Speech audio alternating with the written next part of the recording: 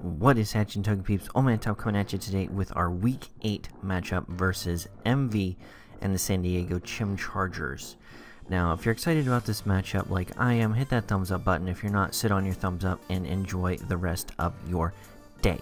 But we are going to look at the team he brought. You can see for the team matchup, he brought Landorus, Cresselia, Alolan Muck, Virizion, Dragonite, and Empoleon.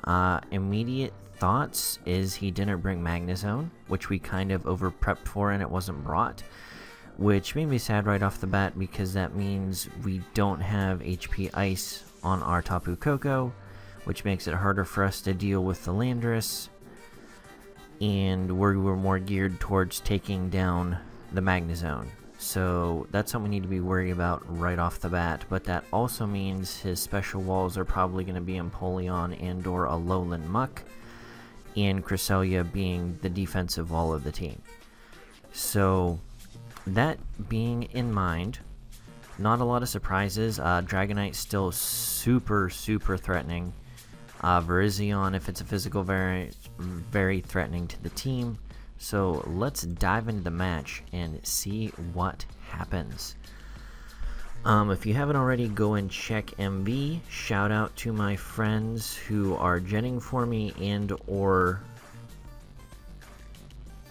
recording for me. Aaron recorded the match this week, and my friends Blacklax and or people who have recorded for me in the past, generated for me in the past, Berkeley, Levo, and Aaron also. So thank you all. We lead with Devastator, and he's going to lead with Chimpat, the Landorus Syrian, and this is not a favorable matchup for us. We're going to get the Intimidate off. We don't have the Stealth Rock, so it's not like we can just stay in and set up Stealth Rocks on it. I don't think he's going to want to stay in. Or Earthquake. I don't think he's going to Earthquake right off the bat because we have a lot of answers to that. He's probably just going to U-turn out, which he does. We can go into Tangros, sponge up that hit, and that does a lot of damage. Doing the Calcs, we can tell right off the bat this is a physical, an offensive variant. So now that we know that, it's going to make it a lot easier for us to make our switches around. He's going to say and set up the Stealth Rocks. I figured that's what he was going to do. So I just take this turn to knock off if he's wearing, or if he has anything that is going to, weaken a hit like a berry. We didn't know if he was going to be specifically going for the Stealth Rocks that turn. So the knockoff, in the event he had the Assault Vest or anything like that. We're going to go into Rousey. He's going to go for the Toxic and miss that turn, which is extremely unfortunate for him. It's unfortunate for us it's lucky for us because we are not the Natural Cure variant. We are the Serene Grace. He's going to go into the Virizion this turn. We're going to set up our Stealth Rocks. We are still trying to hide the fact that this is not the crazy set we're rocking this week. We have the leftovers, and we took the hit relatively well, Stealth Rocks relatively well. So he brings in Virizion, and he's going to set up the Swords Dance here, and I'm just like, okay. No bueno. So he predicted to switch out here. We're just going to go for the Ice Beam. We do have that 20% chance to freeze because of the stuff and things. The Serene Grace. And this is going to put a little bit more pressure on him now, seeing that did about a third damage. And it's going to make him click and attack this turn. We're going to go back out into Noodle, our defensive wall for this match. I'm going to go for the close combat. We're going to see how much damage that's going to do. And it did well over half of our health. I'm really regretting not making this completely physically defensive. And that is going to make allow Noodle to go down. We can't safely switch in anything to a close combat. Nothing comes in. Crit clearly mattered after how much damage that first one did. Yeah, just kidding. But Tangrowth goes down early, which is really unfortunate. But this gives us a chance to bring in Staraptor. And he's going to switch out here. He's going to bring in Cress and Peace, his Moonduck, and it is just going to take a quick attack to the face. We went a safe play that turn because technically he was still faster than us. A banded quick attack might have taken him out at that range depending on his investment. So in the event he was max speed, he could have outsped us and stuff and things. So we're going to go into the Steelix here, and he is going to set up a substitute. Now it's just like, oh, that's not good. It's a good thing we have Roar on the Steelix this week. I mean, we can clearly take any single attack he's going to want to throw at us. Even if he has the Ice Beam, that's not going to do anything. He's going to start Calm Minding up here. So he was either thinking we didn't have the Roar here, or he was just testing the waters to see if we did. He might have been predicting the Dragon Tail, or just thinking we wouldn't be able to do anything, but we are packing the Roar this week because we were worried about this Crass, which is going to get that out of here. Chimpact is going to come back in, and this puts us again with Steelix in an unfavorable matchup against this Earthquaking Machine. So we're going to stay in because we just predict him to go for the U-turn again. We still could have lived an Earthquake at that range, easy peasy lemon squeezy with our Shuckaberry, and that wouldn't have been a problem. He's going to go out into Impressive, the Empoleon, and he's going to come into an Ice Fang. Ice Fang is going to hit. I'm going to do negligible damage because I believe it's quad resisted. So this is not a place we want to be. We're going to switch out, and every single time we're just going to go out into Blissey. He can Toxic us all he wants, which is probably what he's going to do, or he will click Scald this turn. Probably the Toxic to catch us on the switch, or the Scald, you know, because that was the safest play at the time. He's not going to snag the burn here, which is unfortunate for us, because had he snagged the burn here, he wouldn't have gone for Toxic this turn and got us with the Toxic. But this is going to give us a chance to get off a Mud Bomb and do a butt ton of damage to this thing. And that is a scientific calculation. Based off the average size of the butt, it equals about 30% damage. So that is fantastic, especially since it's Blissey's booty, because it's got that wide hip average. So Mud Bomb doesn't snag us an accuracy drop, which obviously isn't something we should be trying to fish for, but it would be a nice after effect. He's going to defog here, which gets rid of rocks on both sides, which is perfectly fine with me. But it puts us at the point where we are going to have to either kill this thing or rocks, and it's going to put us to the point where if we want to kill this with Ronda Rousey, we're going to have to not get rocks up. And that's really unfortunate, because it helps us against the Dragonite and other things. He's going to set up his rocks, and I'm just like, okay, we're just going to set up our rocks, and he either has the option to defog this turn or just straight attack us. I think he's going to defog because he wants to secure the Marvel Scale, or whatever that ability is on Dragonite, that makes it so it reduces damage if it's at full health. So we're just going to straight switch out here, getting crazy apparently, and didn't want to lose any more health due to the Toxic rack up damage. He's just going to defog here, and at this point I think he's probably just going to sack off his Empoleon, because there really isn't much other need for it unless he wants to save it for the ability to remove hazards and set hazards, but I don't think that's going to happen. We're just going to Dark Pulse because it hits everything on his team that isn't named Virizion, which he wasn't going to risk switching into a Draco Meteor based off how much damage it does to the team, which he does bring out here. So he's going to come in, he's going to go straight away for the Close Combat. I didn't want to risk him setting up again. Close Combat is going to take us down, and that's going to put him at -1, which is going to allow us to come in and easily revenge him if he decides to stay in. We're going to bring in Staraptor this turn. There's no rocks, and there's no chance for there to be rocks on my side of the team unless he brought a second rocker, which I don't think, because his Landorus was offensive.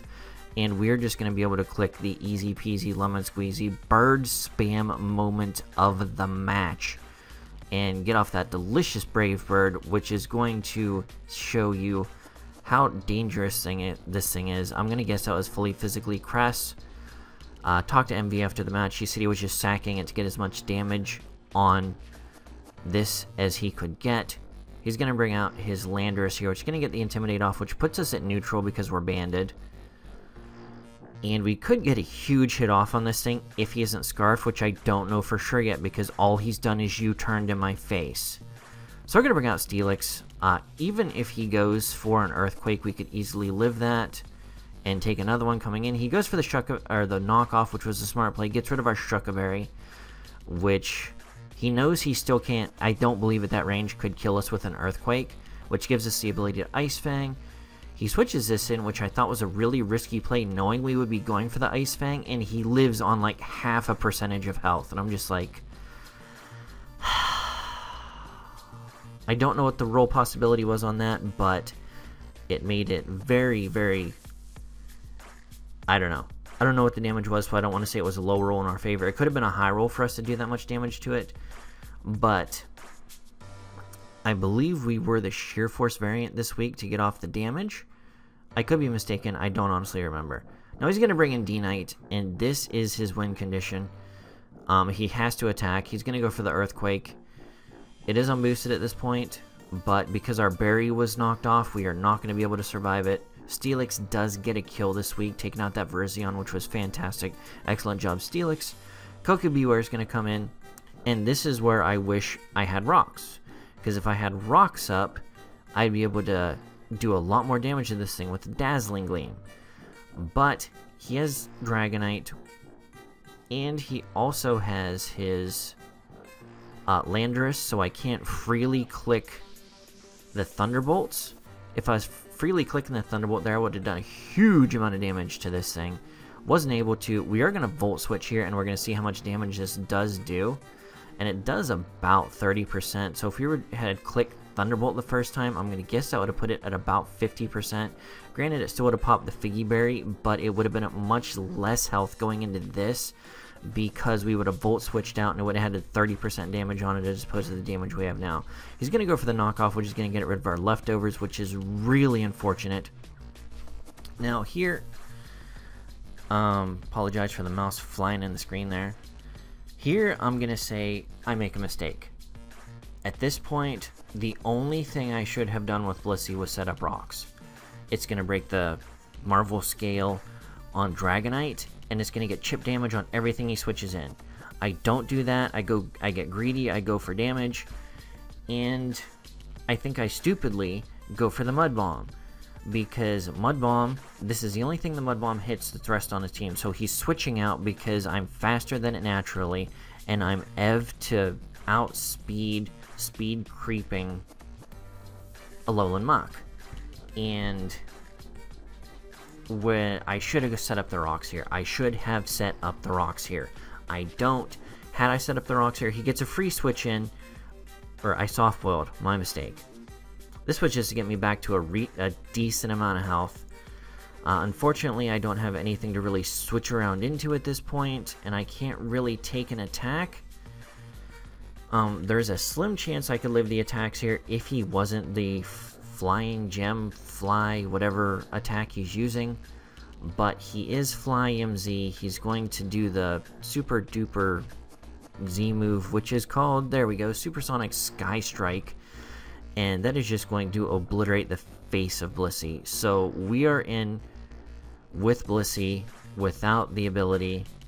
Like I said, had I just clicked Rocks there, it would have made this game so much easier for me. We're going to go into Coco Beware. And I fully expect him to go into the Landorus this turn. But he just does go back out into Slime. Again, if I had HP freaking Ice on this thing, I would have been clicking that every time. Doesn't really matter at this point. We go for the Volt Switch, and that is going to put him within a revengeable range. That was a crit, which does matter a little bit. It puts him within the range that... How? And oh, we switched there. That explains a little bit. The crit put him in the range where I could, if I hadn't locked myself into quick attack. Quick attack killed at that range. I don't believe the crit mattered terribly much. The crit on the volt switch did.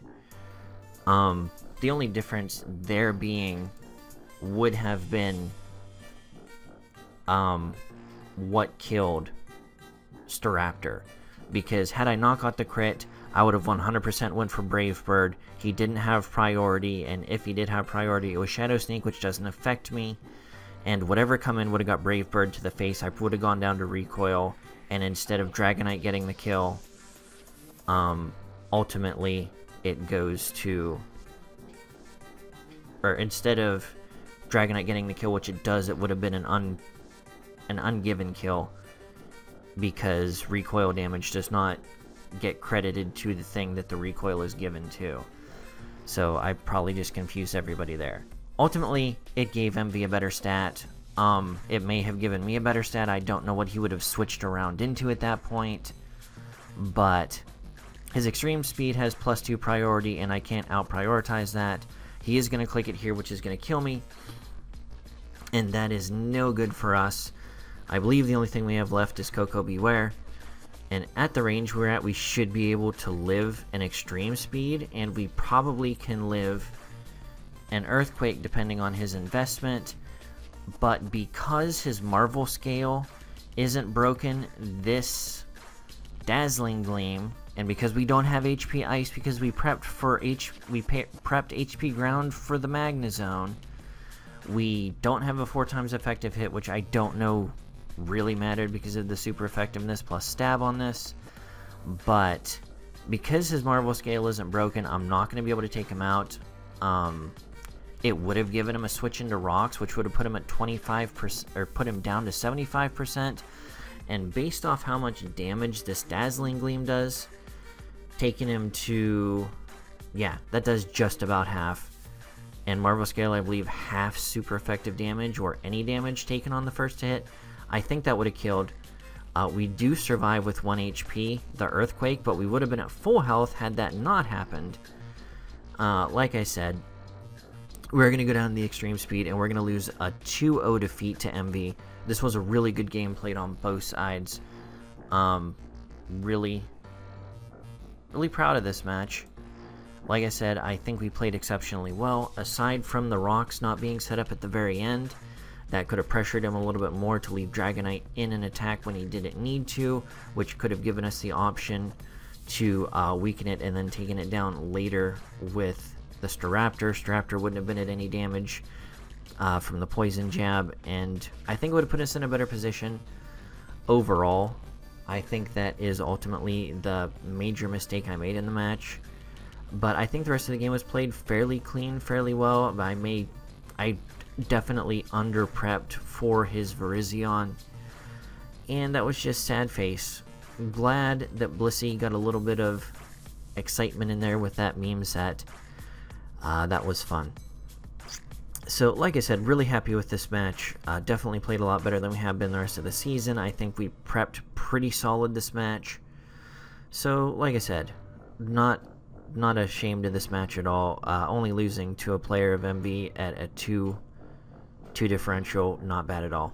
But let me know what you guys thought in the comment section down below, and I will catch you guys on the flip side. Peace.